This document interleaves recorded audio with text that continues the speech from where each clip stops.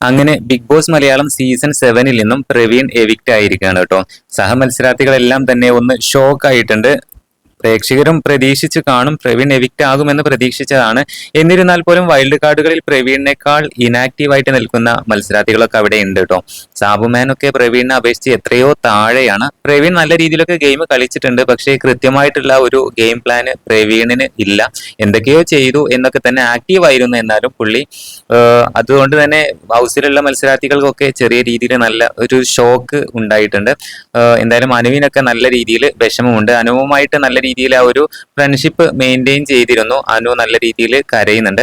പ്രവീൺ പറയുന്നത് ലാലേട്ടനോട് ഇങ്ങനെയാണ്, ഇനാക്റ്റീവായിട്ട് നിൽക്കുന്നവരെ വെറുതെ വോട്ട് ചെയ്ത് നിർത്താതെ ആക്റ്റീവ് ആകുന്നവരെ അവിടെ നിർത്താൻ ശ്രമിക്കണേ എന്ന് പ്രേക്ഷകരോട് പറയുന്നുണ്ട്. പിന്നെ ലാലേട്ടനോട് പറയുന്നുണ്ട്, ഞാൻ നല്ല ദേഷ്യക്കാരനാണ്, ഇവിടെ വന്നപ്പോൾ അത് കുറഞ്ഞു പോയി എന്നൊക്കെ പറയുന്നുണ്ട്.